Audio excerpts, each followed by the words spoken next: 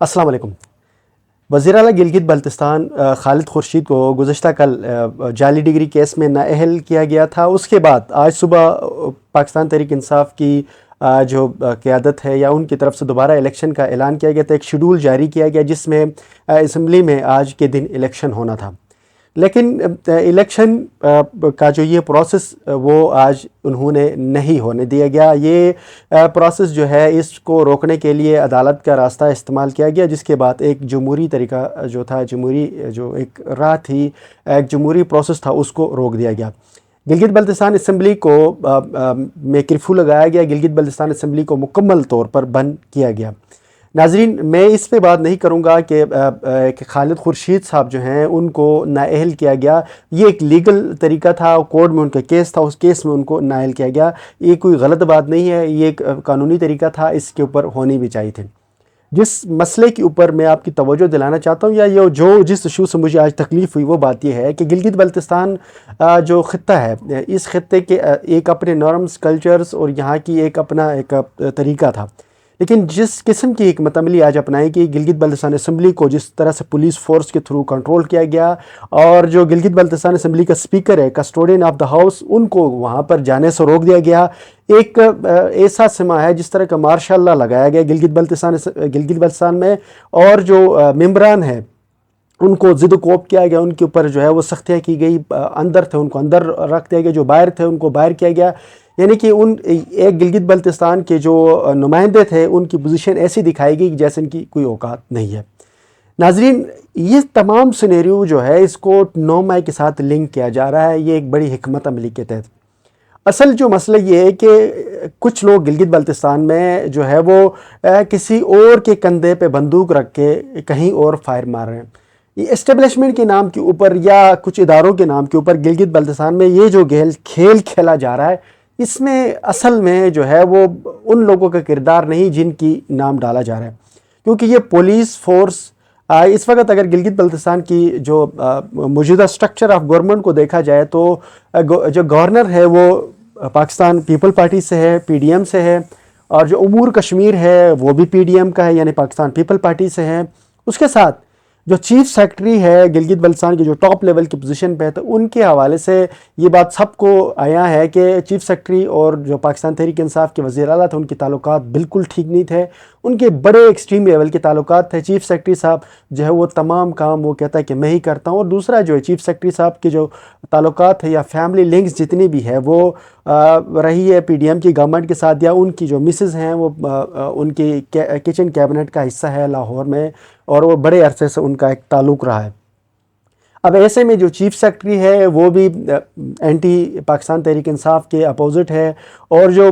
آئی جی پی تھا وہ شاید کہیں نہ کہیں قانونی طور پر ان کی کوئی نہ کوئی امپلیمنٹیشن شاید وہ کرتا، اس لیے آج اس کی جگہ میں ایک ایسے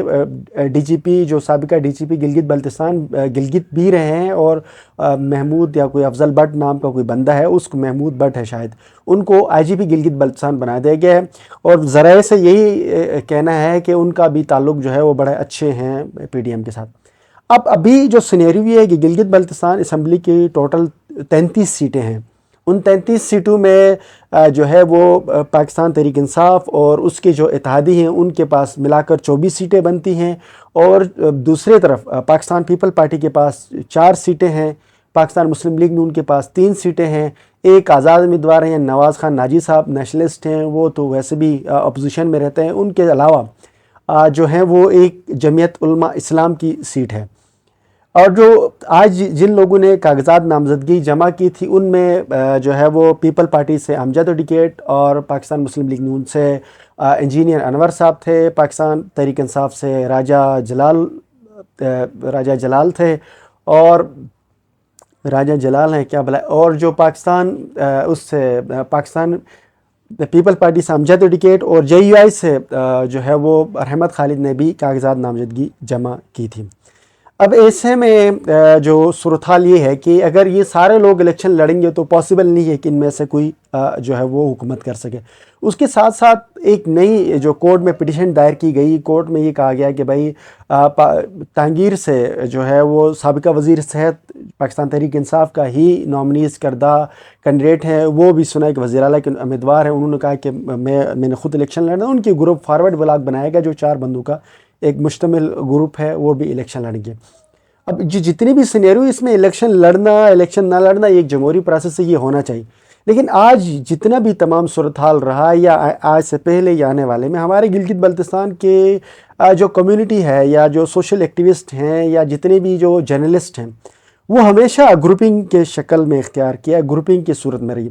جو بھی گورنمنٹ میں آتی ہے، گورنمنٹ نے بھی ہمیشہ یہ کیا ہے کہ جو بندہ ان کے مخالف ہے انہوں نے اس کو کرش کر کے اس کو اس کے فائنینشلی اکنامکلی اس کو ڈاؤن کیا گیا۔ ایسے ہی اسی گورنمنٹ نے بھی کچھ صحافیوں کے ساتھ یا کچھ لوگوں کی فیملی کے ساتھ پرسنل ہوئے، انہوں نے ان کے ساتھ زیادتی کی۔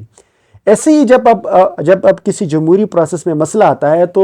پھر کہیں نہ کہیں سے لوگ جو ہیں وہ اختلافات اور پرسنل اس کلیشز کی وجہ سے، لیکن گلگت بلتستان کے عموماً یہ رہا ہے کہ جب بھی کوئی نیشنلسٹ کو مار پڑتی ہے تو جو وفاقی جماعتیں ہیں وہ واہ واہ کرتی ہیں، یا جب کسی وفاقی جماعت کو مار پڑتی ہے تو نیشنلسٹ ہو یا وہ جو سوشل ایکٹیوسٹ ہیں وہ سارے واہ واہ کرتے ہیں۔ اس تمام صورتحال سے ہمیشہ فائدہ جو ہے وہ کسی تھرڈ پارٹی نے لیا ہے۔ گلگت بلتستان کے انہی صورتحال کی وجہ سے ہمیشہ گلگت بلتستان میں فرقہ واریت رہی ہے، گلگت بلتستان میں قومی بنیاد کے اوپر تقسیم کیا گیا، گلگت بلتستان کو علاقائی بنیاد کے اوپر تقسیم کیا گیا۔ اسی وزیر اعلیٰ کے سلسلے میں ایون کہ مذہبی منافرت پھیلائی گئی، شیعہ سنی کے اوپر جو ہے وہ شین یشکن کے اوپر، قومی بنیادوں کے اوپر گلگت بلتستان کو تقسیم کیا گیا، اور یہ ہمیشہ سے چلتا رہا۔ گلگت بلتستان کی یہ جو تقسیم ہے یہ 1988 سے چلتا رہا ہے، جو آج تک بھی گلگت بلتستان میں جب بھی الیکشن آتے ہیں تو مذہبی منافرت کو ہوا دی جاتی ہے اور مذہبی کارڈ کھیل کر جو ہے وہ مین گلگت سٹی سے یا جتنے علاقے جو وہاں پر مذہبی بنیادوں کے اوپر الیکشن جیتے جاتے ہیں۔ لیکن عوام جو ہے وہ ہمیشہ باتیں تو کرتے ہیں، ہمارے جتنے بھی جو ایکٹیوسٹ ہیں جو ہمارے دوست ہیں وہ یہ باتیں تو بڑی کرتے ہیں کہ یہ اسمبلی ڈمی ہے، یہ فلاں ہے، لیکن تعلقات بنانے کے لیے لوگ بھی بہت آگے ہوتے ہیں۔ جب ان کی کسی کے ساتھ تعلقات اچھے ہوتے تو یہ ڈمی اسمبلی ان کے لیے اوریجنل ہوتی ہے۔ بٹ جب بھی ہم گلگت بلتستان کی بات کریں گے تو ہم گلگت بلتستان کو ایز اے ہول بات کیا جائے گا۔ گلگت بلتستان میں اگر جمہوری پروسیس سے یہ سسٹم نہیں چلے گا یا کشمیر طرز کا اگر کوئی سیٹ اپ لے کر آئیں گے یا کوئی ایسا جو ہے وہ ایک گروپ جو ہے مشترکہ گروپ جو لوٹوں کا ایک بن کر اگر بنے گا تو اس سے یہ صورتحال کشمیر کی طرح بنے گی۔ آزاد کشمیر میں اس وقت 25 کے قریب منسٹرز ہیں، ہر دوسرا بندہ وزیر بنے گا، جس سے اس کے پرسنل اور اس کی فیملیز کو تو فائدہ ہوگا لیکن گلگت بلتستان کو کچھ بھی فائدہ نہیں ہوگا۔ گلگت بلتستان کا بجٹ ویسے بھی اتنا کم ہے کہ اس بجٹ میں لوگوں کی تنخواہیں پوری نہیں ہوتی۔ ایسے میں اگر ایک وزراء اور مشیروں کی ایک بڑی فوج بھرتی ہو جائے گی تو جس سے گلگت بلتستان تباہی کے دہانے پر آئے گا۔ ایسے میں گلگت بلتستان کے لیے بہتری اسی میں ہے کہ کوئی جمہوری طریقے سے کوئی انسانی طریقے سے الیکشن کر کے جس مرضی کو الیکشن جو جمہوری طریقے سے جیتتا ہے تو اس کو لایا جائے۔ یہ غیر جمہوری اور غیر انسانی طریقوں سے جو بھی حکومت بنے گی وہ گلگت بلتستان کے لیے مسائل مزید پیدا کرے۔ اس وقت گلگت بلتستان میں بجلی کا بہت بڑا مسئلہ ہے، صحت کے مسائل ہیں، پانی کے مسائل ہیں، گندم کا مسئلہ ہے۔ گلگت بلتستان میں اس قدر مسائل ہیں کہ اس مسائل کے باوجود اگر ہم ایک فوج بھرتی مزید آئے گی تو اگر وہ مسائل حل کرنے کے بجائے تباہی کے دہانے پر آئیں گے اور ہمارا مستقبل جو ہے مزید ڈارک ہو جائے گا اور ہم جو ہے مزید منتشر اور انتشار ہو جائیں گے، ہمارے اندر مزید انتشار پیدا ہو جائے گا اور ہمارے ہاں جو قومی علاقائی اور مذہبی بنیادوں کے اوپر منافرت ہے وہ مزید بڑھ جائے گی۔ ناظرین، ہم امید کرتے ہیں، اللہ سے یہ دعا کرتے ہیں کہ جو گلگت بلتستان کی بہتری ہو، جس سے علاقائی اور قومی اور غیرت مند لیڈرشپ کی قیادت ہمیں اللہ تعالیٰ